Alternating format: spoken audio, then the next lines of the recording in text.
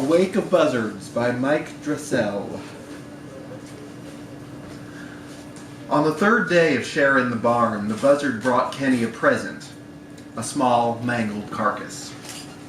Kenny had taken up residence in the hayloft of the decrepit structure after being kicked out of his girlfriend Trudy's apartment, which came on the morning of him losing his job, which was the result of his driving the delivery van at that particular moment containing the floral arrangements for a well-heeled customer's silver anniversary party while intoxicated. Kenny would argue that he was only under the residual influence of the beers he'd been drinking the night before, neglecting to mention or possibly remember the tall boy he'd gulped in the parking lot before getting behind the wheel. The deputy administering the breathalyzer found the argument unconvincing. Besides, Kenny's license was expired. That he was not escorted to jail immediately was only due to the officer's desire to avoid paperwork. Or perhaps it was that Kenny, noticing the man's wedding band, asked him how he had made out with the tall, swarthy gentleman, a hustler, he had seen him leaving arm in arm with from a local gay pickup bar a week or so prior. The barn was not Kenny's first choice, but with losing his job, he had violated his third strike with Trudy. And so, after putting his clothes and toiletries into a couple of brown paper Kroger grocery sacks, he had reached out to his ex, Lyle. Lyle was working the steps again, and didn't need, in his words, the unholy temptation of Kenny's presence in his condo. Plus, his chihuahua, Cephas, had been under the weather, and any disturbances to the dog's daily routine would surely upset his delicate constitution. Kenny hitched a ride across town to see Dawn, his ex-wife. The last time they had spoken, it hadn't been pleasant. Kenny was drunk. Only on Coors Light, Dawn, get a hold of yourself. At their daughter Natalie's 18th birthday party. Though calling it a party was in itself a stretch. Natalie left her own celebration after 45 minutes, slinking into the passenger seat of her boyfriend's Honda. The deep bass of the speakers boomed and rattled, kicking up gravel onto the fluttery paper tablecloth covering the plastic table set up under the oak tree. Natalie's absence left Kenny and Dawn to bond over their perceived failure as parents.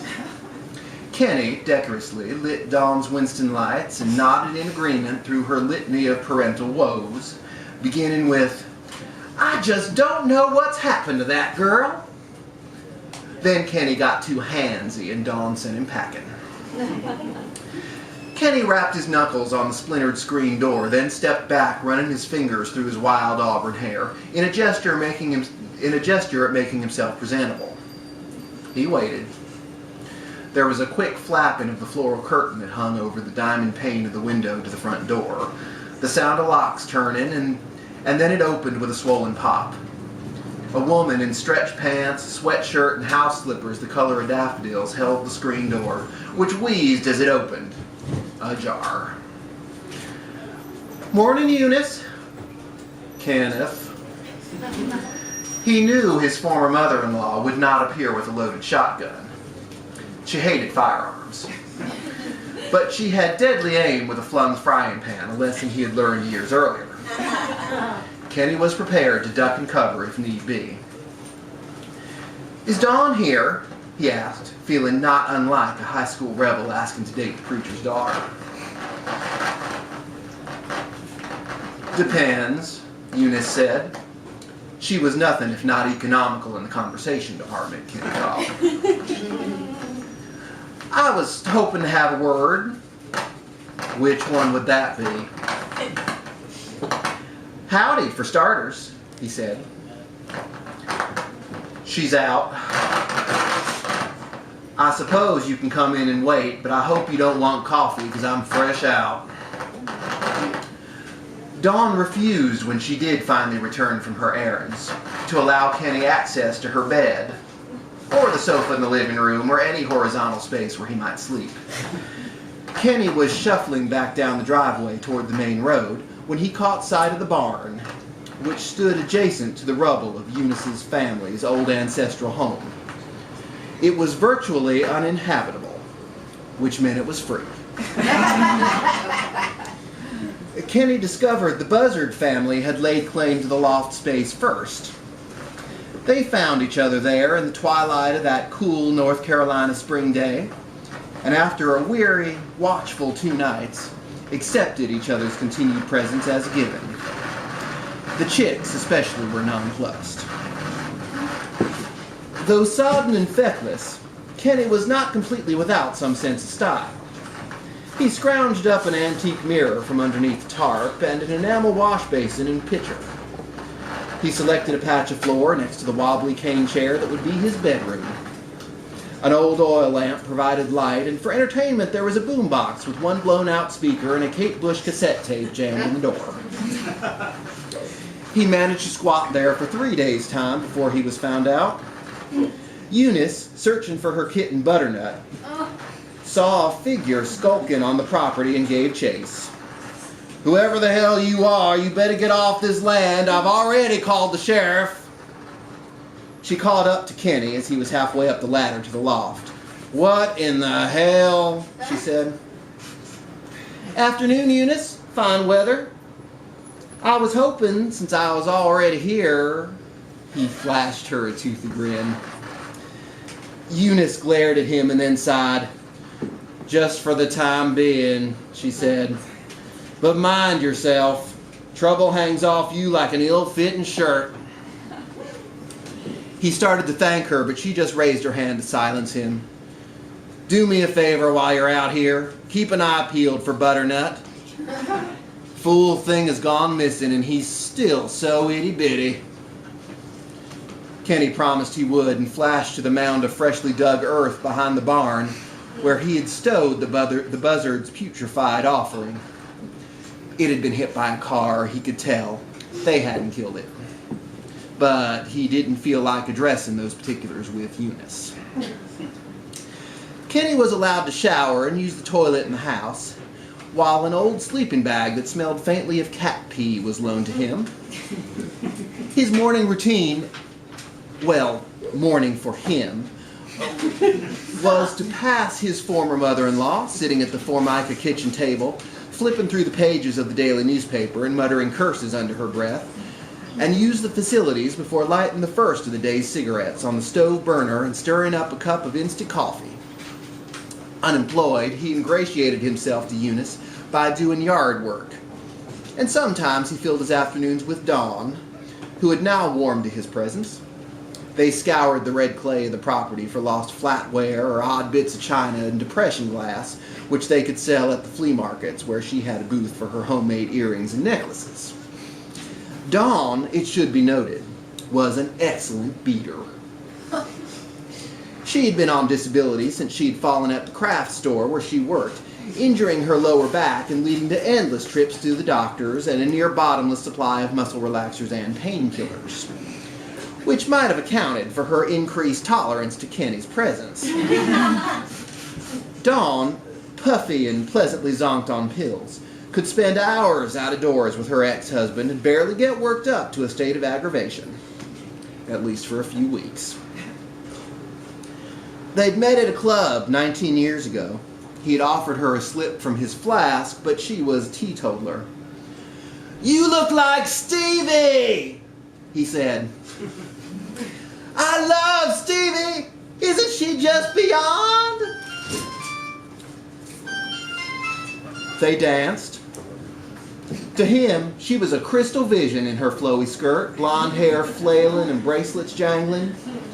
She wore a thin gold chain with a small half moon that nestled just above her décolletage. He told her he played keyboards. She said she was a singer. Sweat plastered his peroxide blonde hair to his forehead.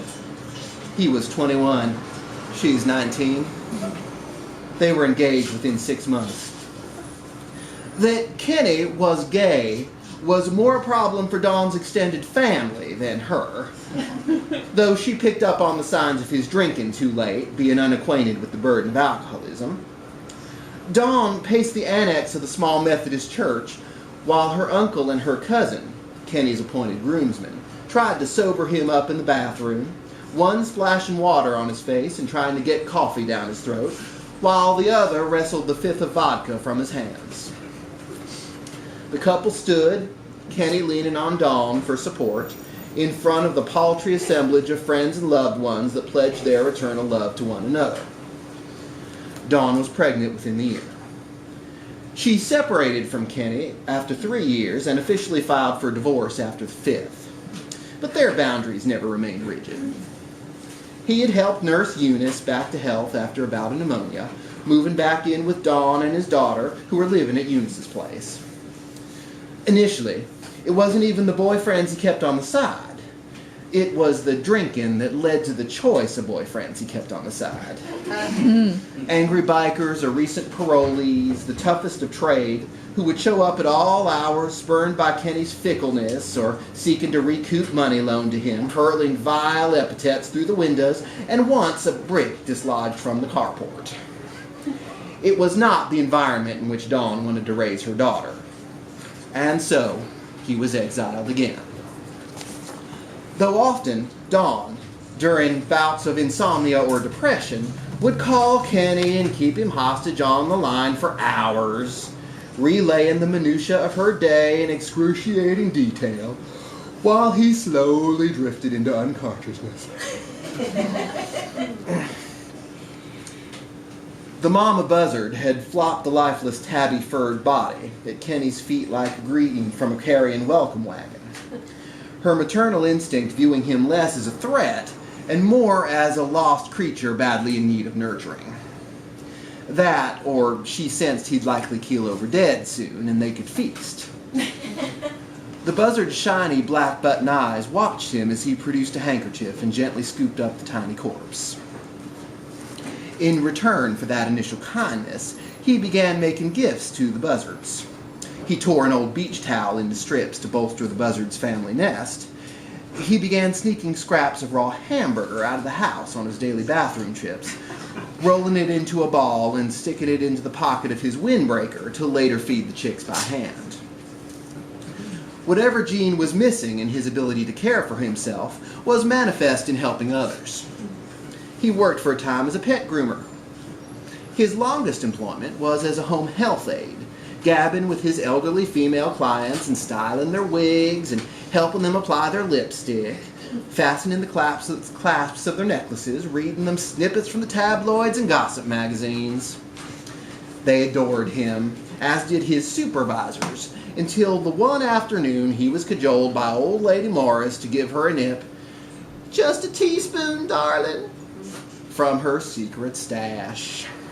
And when the woman's harried daughter arrived, having been alerted by the neighbors of a ruckus, she found her mother and Kenny deep in their cups, chain smoking and singing along to a Hank Williams LP. When Dawn discovered the birds, she flipped out. She had managed, after a protracted effort, to scale the ladder to the loft. She'd run out of Winston's and was planning to borrow a few from Kenny when she came face to face with his cohabitants, letting out a startled cry and nearly falling out. Kenny, who'd been around back, found a shaken Dawn pacing the barn floor. "There's a family of buzzards roosting in the loft. You gotta chase them out!" "It's called a wake." "It's gonna be your wake if you don't chase them off the property." "They're harmless," Kenny said. "They're filthy. They're all up in your stuff, and are they sleeping on my old towel?" Kenny flashed a beatific smile, but Dawn looked like she was about to retch. "What about the bird flu, Kenny?" "That's not how you... Seriously, Dawn, all creatures great and small. All creatures, great and small. You are banned from this house, you hear me? The entire community heard you. And that's fine. I prefer their company." She turned on her heels and stomped away. The birds were agitated when Kenny entered the loft. "Don't worry," he cooed. "I'm not going anywhere. Neither are you." Except for Kenny, past was never not prologue.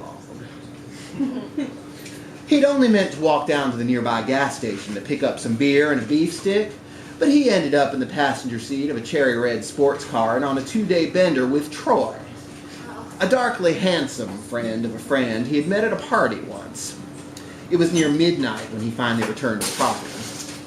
The last thing he remembered was shrugging out of his jeans, which he could barely get past his knees, and flopping down on the sleeping bag. The flick of the Bic lighter illuminated the empty surroundings, then bounced as it hit the planks. Kenny laid down to contemplate the glowing tip of his cigarette. Dawn smelled the smoke first, and struggling into her silk kimono, ran across the gravel and the small field that separated her house from the barn. She found Kenny standing, as if hypnotized by the flames, naked, but for the sleeping bag wrapped around his shoulders like a cape, his round white belly protruding. The dry wood popped as ash and cinders dotted the sky like fireworks. Flames reflected in Kenny's glassy eyes. "Well, Buzzards left."